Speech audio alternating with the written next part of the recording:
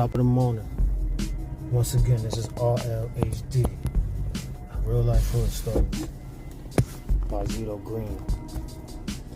I recorded the last hood story. It was like an hour. Shit was fire. The shit didn't even record. Yo, word, yo, y'all missed it. Yo, word. Now I gotta do this shit all over. I'm just fucking with you, but yeah, hood stories. Once again, I'll tell y'all I want to document my life and shit because you know the reality. You know what I mean, the road behind me is much longer than the road in front of me, truthfully. And you know, a lot of my bros, my big bros and all that ain't here no more. And you know, slowly but surely fading away. And I just want to, you know, leave something behind. Maybe one day, you know what I'm saying, people could look back at this, you know, be like, you know, get a gem from this or learn something type shit. But yeah, but no further ado, I want to go into the era of when I used to start having fun and shit, going out to parties and clubs and all that, trying to get my little fits together and shit. And I used to run with a few guys that I knew from my cousin's block and shit. And you know, we used to like to link up and go to Rucker games, Grand's Tomb, free concerts on 125th when they used to have them at the State Building. You know, we used to be venturous and you know, wanderers and shit. Like we wasn't afraid to, you know, go to places, you know what I mean, meet girls and, you know, try our best to look fly and shit.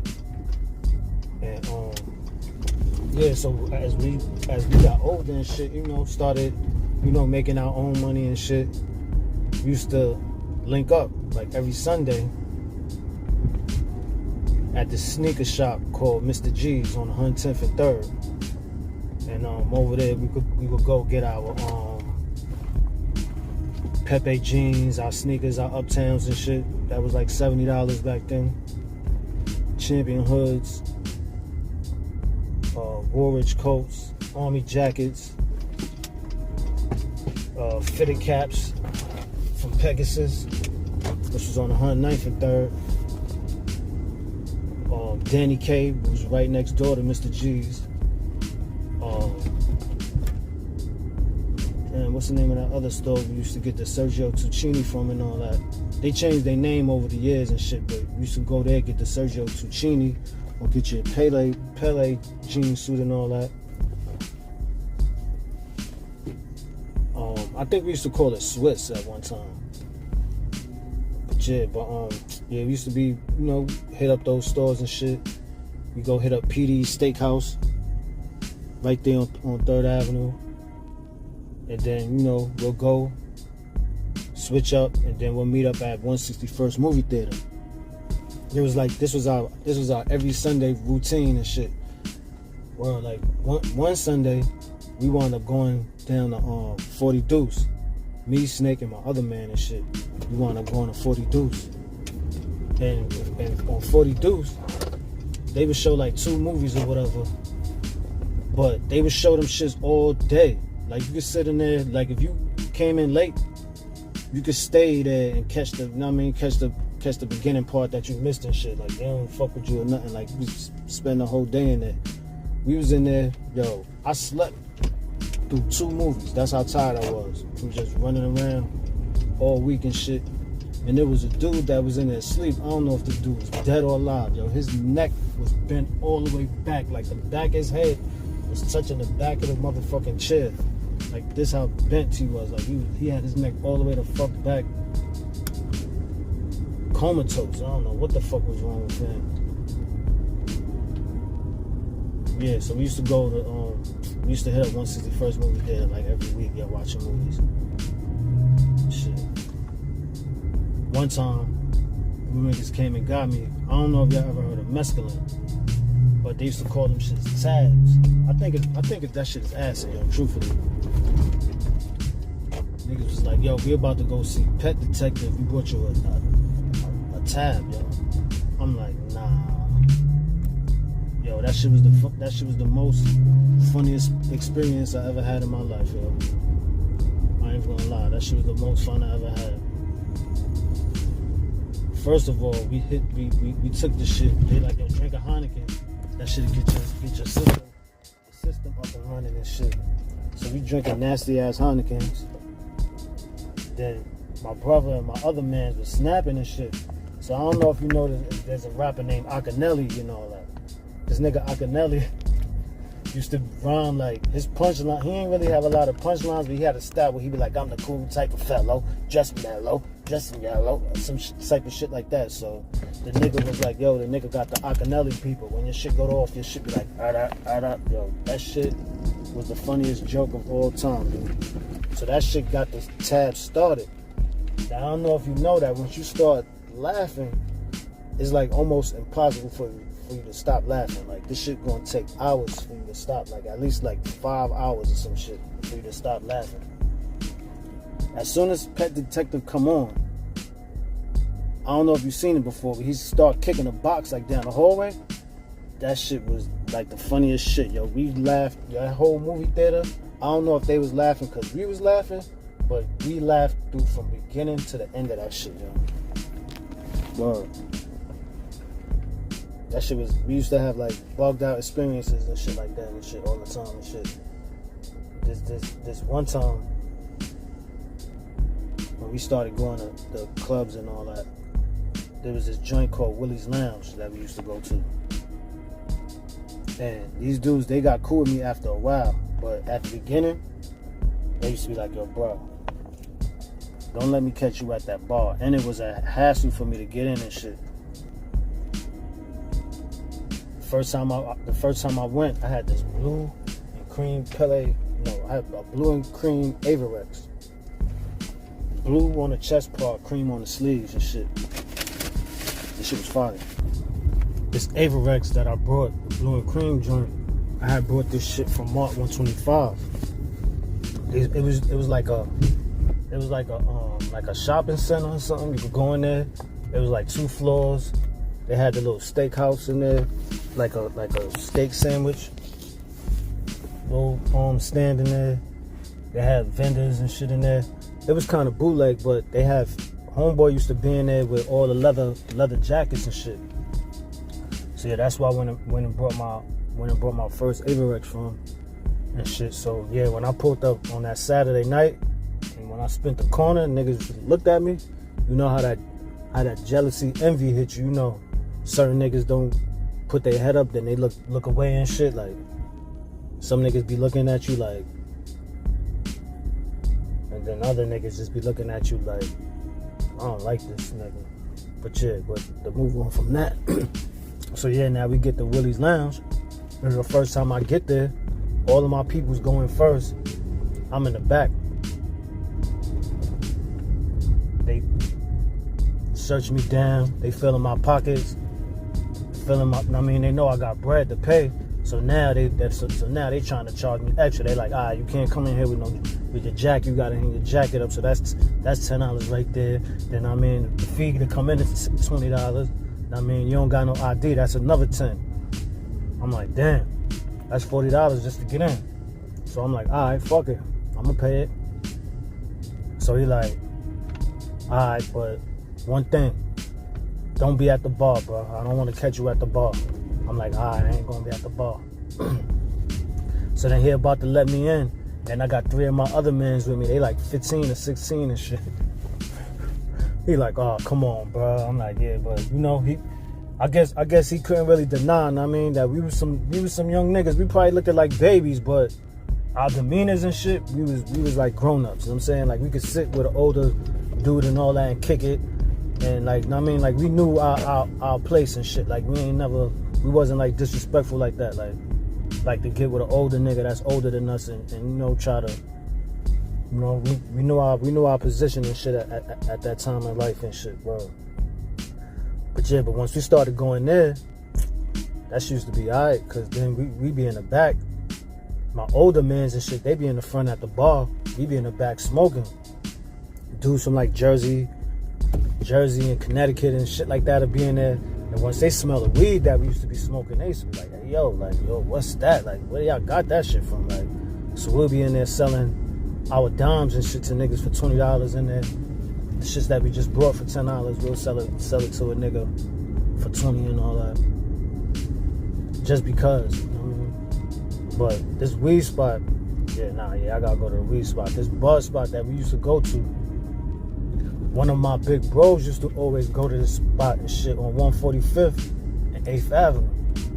And it was right on the corner. That shit was called SHAKA ZULU. I ain't gonna lie, yo. He used to pull up with some raw weed every time. Like, he used to pull up with shit with pellets, dark weed that smell like ass cheeks. I wouldn't even know what. This shit used to be raw, smelling like foot. That's how raw this shit was. So when we used to get paid, SHAKA, we was going to SHAKA, son. So we used to go straight to SHAKA, like 25 of us, like. It used to be like a whole cheese line of just our crew of niggas and shit. We'll run up in there and shit, run up in SHAKA ZULU, but then by the time when we started going there, they was like fading away. And there was another joint right next to it called the AVE Variety. They had all types of skunk, chronic, all types of ill type of weed and shit that was crazy. I used to get one of them chronics. The chronic was like a one fat blunt of some cream fuzzy shit. And then I'll probably get like 3 dimes or some other green shit.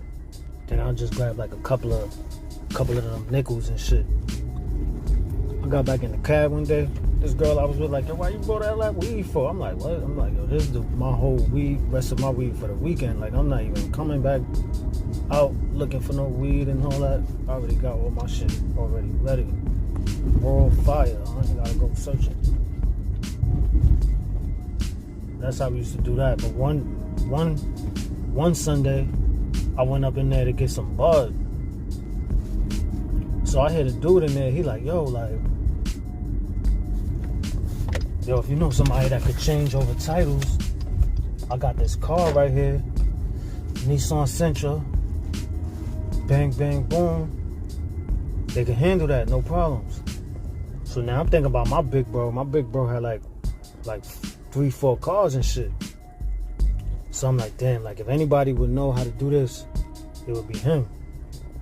So dude is leaving and shit. So I'm like, yo, I got like $400 for that car. He like, yo, you got $400 on you right now? I ain't have a license. I didn't even think I even had ID yet. But I had $400. I was like, yo, I got $400 for that car. He like, this man was in the front. He like, yo, grab the tapes and all, like, get out. He looked at him. He's like, yo, just grab everything, get out. This man grabbed everything. He's like, that head is yours. I just got into the car and drove that shit off into the fucking sunset. Oh. Tell you about the story of that car another time. Fucking, yeah, man. So, yeah, yo, Club 2000. So now, once we start going to Willie's Lounge, now we start going to Club 2000. Now, Club 2000 they used to have strippers there and shit. They used to have male strippers and female strippers now. So, I'm new to strip clubs and all that, so I definitely ain't even up on no strip club shit. But he definitely used to have strippers in there, male review and all that shit going on in there. So we in there one day. Now, I don't know, like, Club 2000 was like a place where, like, this shit was on Broadway, on the west side, on like 140 something, I believe, if I can remember. Amsterdam. No, yeah, Broadway. It was on Broadway and all that. Rappers used to be in there. I seen Redman in there. I was in there one night. Bismarck got cut. Only thing I know, they was like, it was a commotion by the DJ booth. They was like, yo, Bismarck just got his face cut in Club 2000. You don't believe me? Go check it out yourself. I missed when fucking Onyx had a fight in there with the audience and shit, with the crowd. They had a fight in there. A couple of my mans was in there when that happened. But this one Sunday, we was gonna go there to go see Laws of the Underground. Laws of the Underground, they had a couple songs that was fire around that time. Now, you probably know about Woodbury. I don't know if y'all are familiar with Reading, Pennsylvania. Before we was going to Woodbury, we used to go to Reading, Pennsylvania to go shopping. Now this Sunday, we was going shopping, and after that, we was going to Club 2000. One of my mans used to be annoying as hell, and his name is Shice. Y'all know who Shice is. And they was like, yo, we going over there, we going to PA, we going to link up in the hut, then after that, we going to Club 2000. Don't bring Shice. I'm like, alright. Shice some way or somehow overheard the plan, so he like, yo, take me with you, man, please, man. Y'all know y'all going to Reading, man. I know y'all going to Club 2000, man. Come on, man, don't do that, man. Come on, man, you'll take me with you, man. I'm like, I couldn't front on him because he used to help me out a lot and shit in our ventures and shit. Now, we get there, we at the bus station, they just looking at me like, yo, you had to bring him. Like, now, at this time, we used to always carry radios. We used to carry boxes, boom boxes. So we got our little mini boom box on the bus. We singing Dr. Dre, bitches ain't shit but hoes and tricks. All the curses, not giving a fuck about nobody. And when we got out there, it didn't make it no better, because as soon as the first store we got by, we bought like 2-3 40s, and we used to mix them up we used to pour like half the 40 out and then fill the rest up with juice. Because we was like some teenage non-drinkers that beer used to taste nasty as hell. So that was our way of, I guess, making it taste a little bit better. We had like 3 of those, so now we in a mix. On our way back, the bus driver's like, yo, I'll let y'all do y'all thing on the way out there. Y'all gonna have people coming back home. They're gonna be tired. Keep the noise off. Don't even play the radio, nothing. We get on the bus. Who plays the radio? No other than my man Shice. He's playing the radio. Snake is like, yo, bro, turn off the radio. He like, nah, you don't gotta turn on no radio. I'm looking at him like, yo, turn off the radio. He's like, nah, fuck that. I don't gotta turn on no radio. So now he's threatening to fuck him up. He's like, yo, I'm gonna fuck you up when we get off this bus. Beefing, all yelling at each other. The bus driver pulls the bus over. The state troopers come, escort us all off the bus. I was about to say extort. They escort us all off the bus.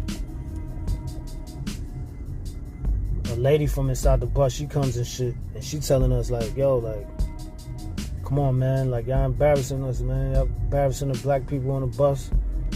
I mean, like, come on, man. Come on, man. Y'all know y'all not supposed to be doing that. Like, y'all ain't having shown no respect for nobody and this and that and the third. So we like, man, I'm gonna talk to the bus driver. She spoke to the bus driver. I mean, we ain't say nothing the whole time and shit on the way back. But as soon as we got off the bus, it was like nothing even happened. Like, we all happy. I'm buying a fitted hat from outside at some stand. It probably was bootleg, but it went with my fit. Niggas went to Club 2Gs and had a good time as usual. But one of these days when my homie went to Club 2Gs, we was in there and shit, and he was like, yo, I just seen Dr. Dre and Snoop Dogg in the bathroom. And we like, bro, we just looking at him like, we not even paying him no mind, because this shit sounds so far-fetched. We knew he was like lying, or he was just losing his motherfucking brains. This nigga was losing his mind or something. So the next weekend, one of my other mans, he had a picture with the Lady of Rage and shit. We was like, oh shit, this nigga definitely, motherfuckers definitely probably was in there and shit that day. Wow, man, we just missed Snoop Dogg and Dr. Dre and shit, man. That shit would have been a little exclusive event if we had to believe my man and shit. And yeah, there was a few couple adventures in Club 2000.